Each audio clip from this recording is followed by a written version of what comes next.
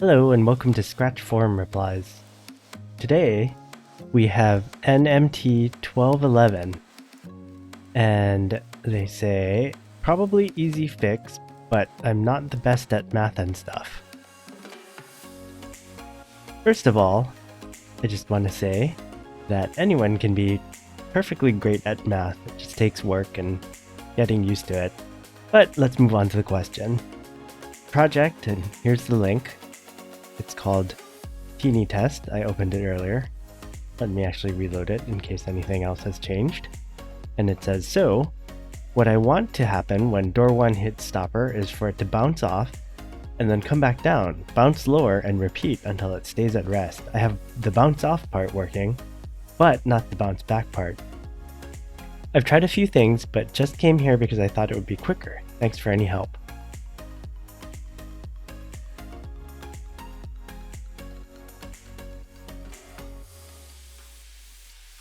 So we have a platformer, when we hit the flag, we can move around with arrows, and we have door 1 thing over here, and stopper is inside the wall over here. Stopper is set ghost effect to 100, go to a particular spot, and then change X and Y by these velocities here. We can turn these on. One of them's hidden behind the other thing. We can move these around so that we can see them. And they appear to be global. We also have door, which is going to some start X and start Y. I don't think we need to look at that, or do we? Maybe we do. I see that they are used in these formulas over here. So we go to start X and start Y, which is 0 minus 50. Is that where it is?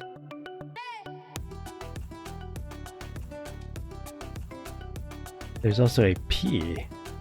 Let's turn those on and see what's going on there.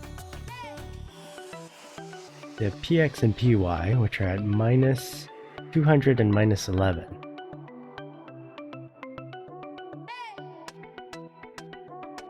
Oh, global. Not sure where PX and PY are being set. Let's try changing it. This used to be at 200. Oh, I see. This depends on where you are in the platform. This is how... You can see a little race condition here, it looks like, where the door is kind of floating around as you move back and forth, because probably this script is not synchronized with the level. Level is probably moving around. Yeah, here we go.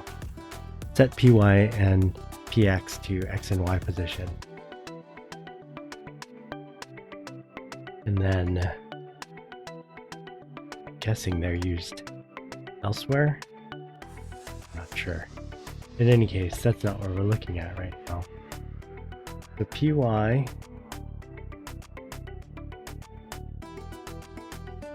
changes around as the position is around. So all of this is doing is translating the door.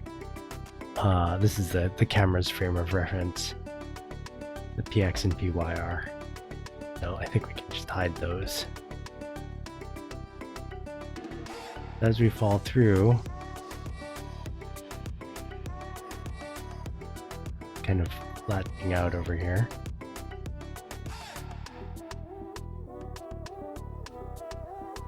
Let me make sure that I didn't accidentally change anything.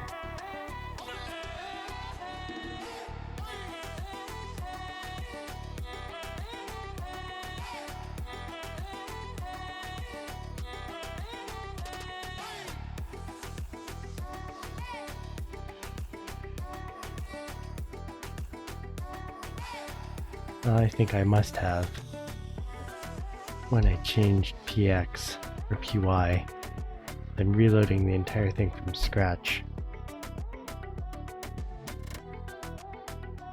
maybe it's being edited right now. When I was looking at this earlier, what it looked like was desired. Let me just create a new project entirely. What it looked like was desired was to have two sprites. There'd be one that was the door. We'll use this line. Maybe make it a little bit smaller.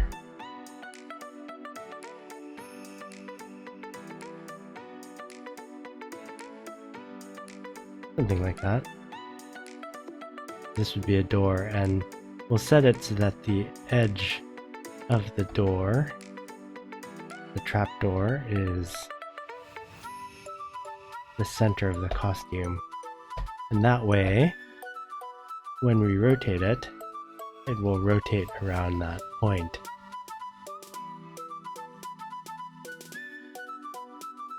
Like so. And then we'll have another costume, something bouncy looking. Let's say this balloon. And we'll put it over here. So what we want to do is have the line fall under the effect of gravity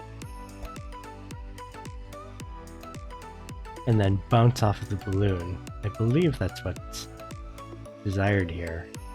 So there's an idea in physics that you can treat any mass like this as having all of its weight at its center. And you can watch the other video that I did on gravity to understand how that affects the center of mass of this object. But the important thing here is that I think what you want is to convert that force of gravity, which is pointing straight down from the center of mass, into a torque, which is very similar to force, except rather than being something that's pulling in a straight line like gravity is pulling straight down, it's twisting motion around a point. So I do not remember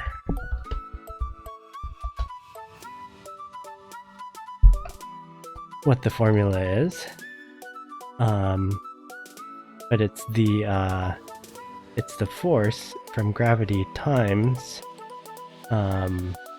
the distance away from the pivot point. So in this case, that distance is going to be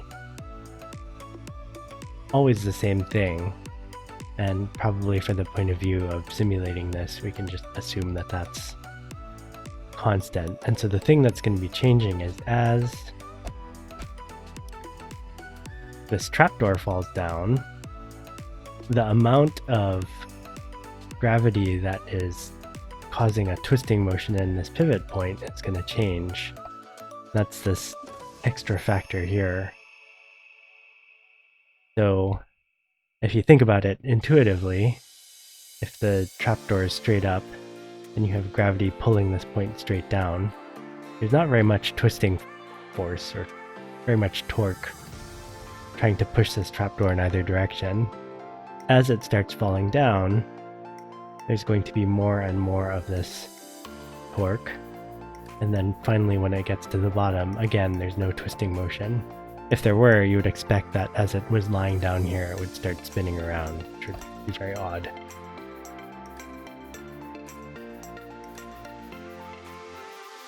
So,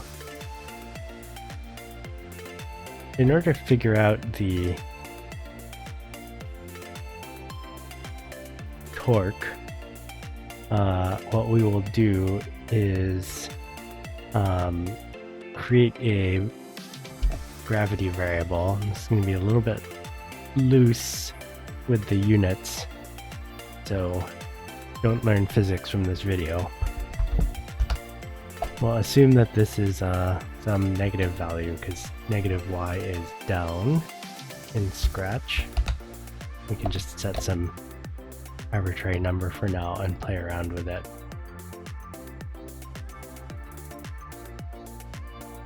Then what we will need to do is figure out what the torque is on the trapdoor. So we can ignore this because it's always the same for the length of the trapdoor. And this is just going to be constant. It'll be, we can use,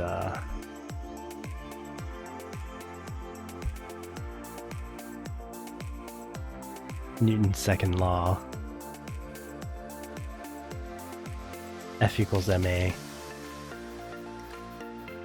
So what we want is the force of gravity on this trapdoor, and it'll be equal to the mass of the trapdoor, which is going to be the same throughout our program, times the acceleration of gravity, which if you watch my other video, you know is some constant, and that can be the thing that we're set here.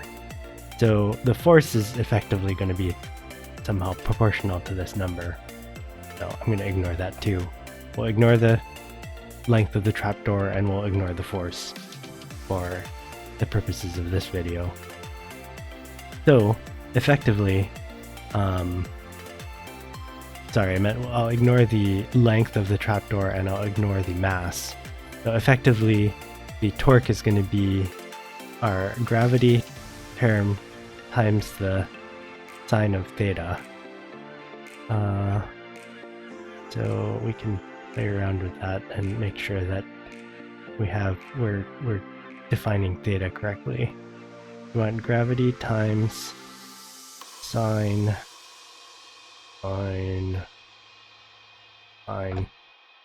of the angle theta, and theta is going to be so what we want is for this to be torque to be maximal when the angle is 90 and minimal when it is 180, which sine is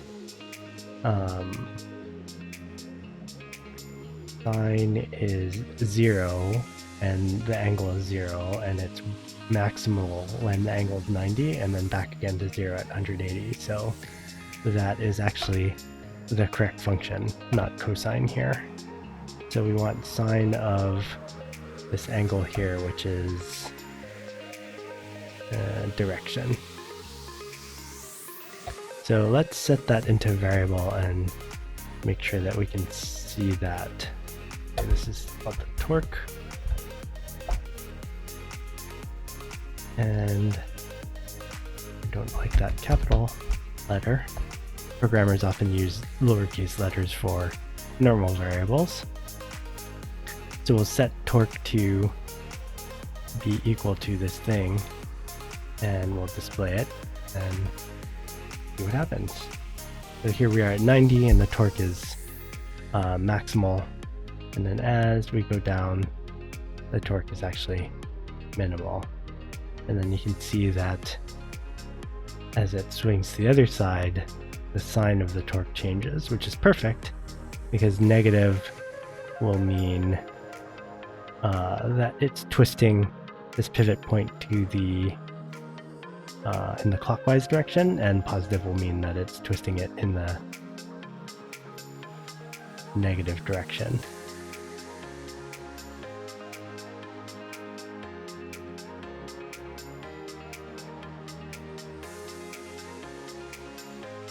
So there's some other formula that you need, which is torque and I think the moment of inertia. Moment of inertia. Oops. Wrong. And there. This should probably be it. So we want to figure out the not the acceleration, because the object's actually pinned in place at its pivot, but very similar concept called the angular acceleration.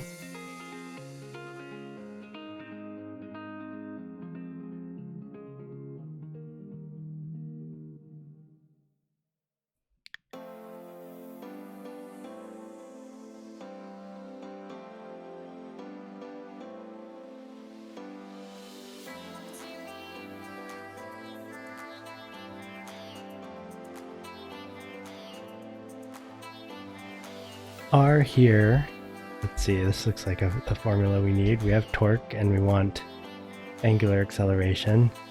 We have M, which is the mass, I assume.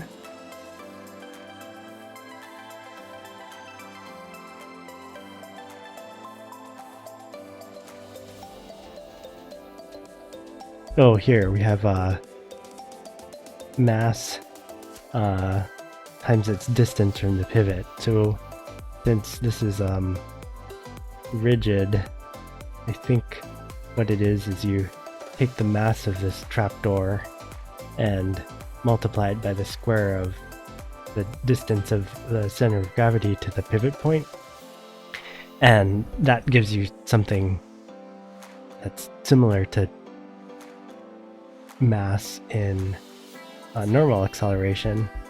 The way to think about it is, if this bar were really long and it were long and heavy, you could imagine that if it were pinned here at this pivot point, it would sort of slowly fall down, and then as it fell, it would speed up, and by the time it swung and reached the bottom, it would be sort of unstoppable amount of inertia.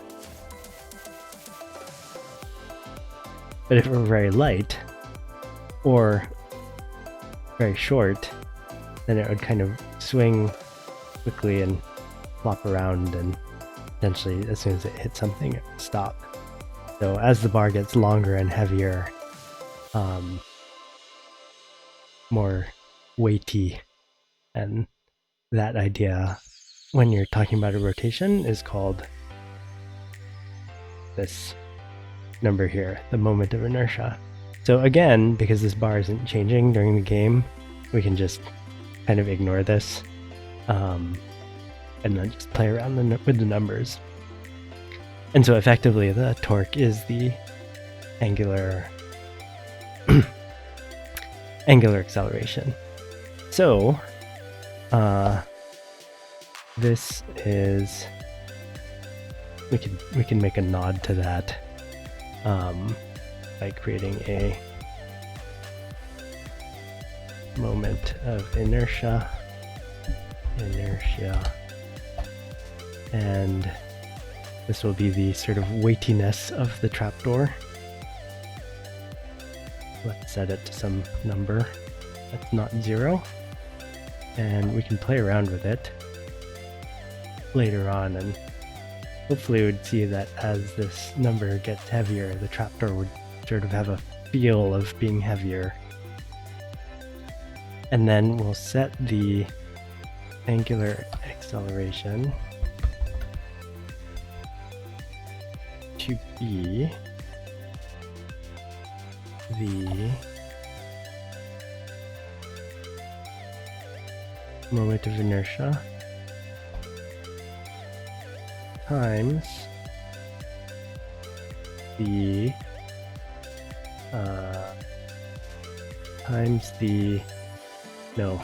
acceleration equals torque divided by moment of inertia. Torque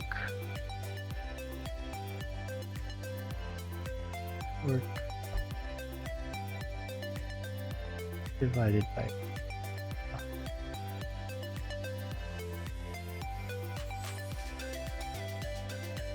and so you can see that as the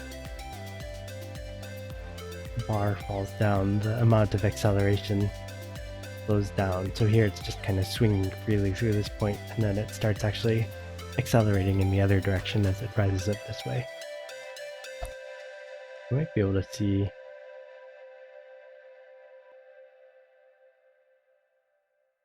as the bar gets heavier,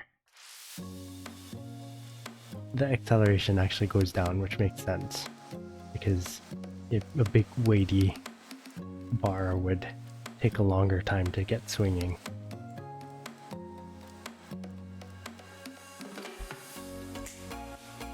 So now what we need to do is similar to with the gravity video, we will be changing the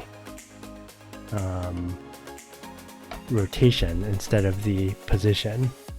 So this is saying a negative change, and we want a negative acceleration to mean a clockwise change, which in terms of direction is actually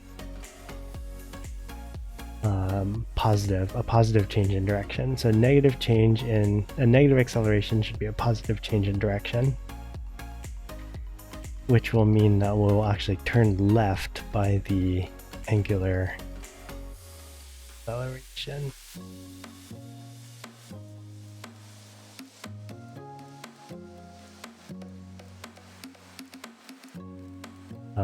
Sorry. We will also need a angular velocity. So at the beginning, this will be 0. This will tell us how quickly we're spinning. Set angular velocity to 0. And we will turn always by angular velocity. So here, if we set it to 1, we can see that it'll just spin around normally. And each time through this loop, we want to change the angular velocity by the acceleration. That actually looks pretty neat. For some reason it's gaining energy. Oh, and down here it's fine. No, something's wrong with this.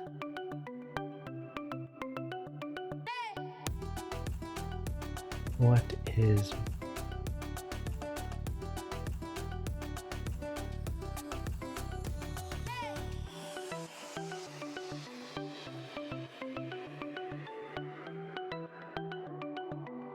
I am not actually sure what's wrong with that. So if somebody knows offhand, please leave a comment on this video. But there is something else that we need to do, which I think will plaster over the issue anyway, which is that we don't want the bar to be swinging forever. We want it to slow down and eventually come to a rest, which means we'll need to add a little bit of friction to this system. So add a variable for that, and we see that the velocities somewhere around 14 sometimes. So we'll set the friction to maybe 0.1. We can try playing with that later. And what we'll have the friction do is every time through the loop, we will want to move the angular velocity towards 0 by that amount. So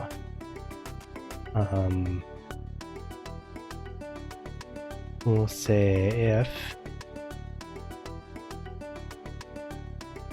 if angular velocity is greater than 0, if angular velocity is greater than 0, then change it by minus friction.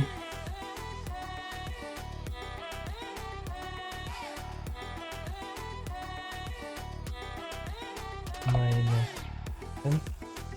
Otherwise, change it by friction.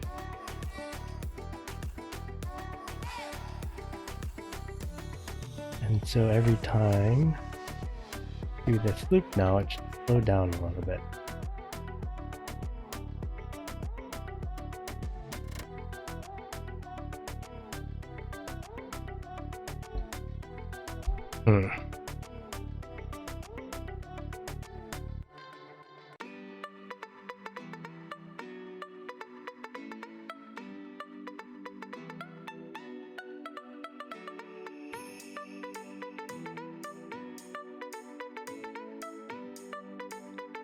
Well, that certainly looks neat.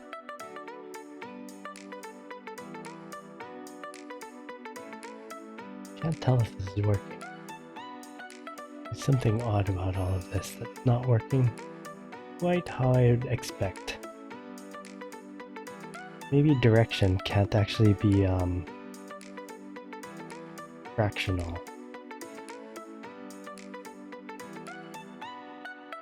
Guess we could test that out by turning 0.1 degrees and do this 10 times.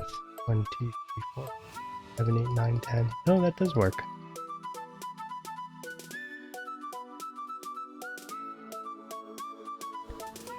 Again, if you know what's going on, please leave a comment. So here we are at 90. Now we want this to bounce off of the balloon. So if, somewhere in here, if we are touching the balloon, if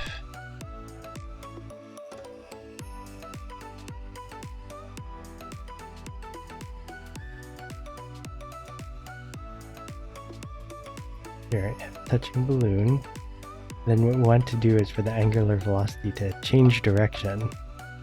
So we'll say set the speed that it's spinning around its pivot to the opposite of that.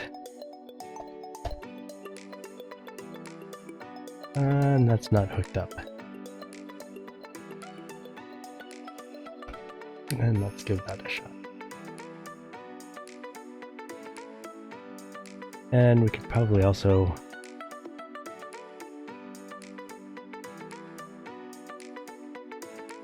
reduce this by a little bit.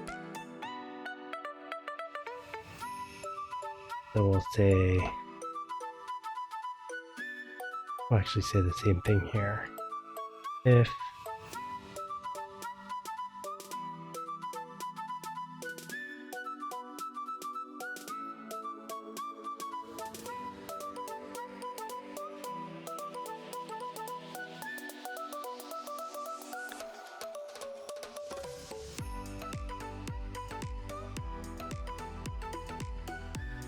I think if we just play around with this number, that will band-aid over the issues that we're having.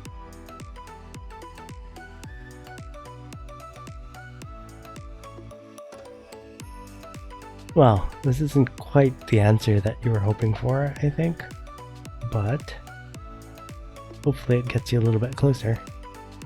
If you found this helpful, please subscribe to the channel and click the thumbs up button, and thank you for watching, and I will see you next time.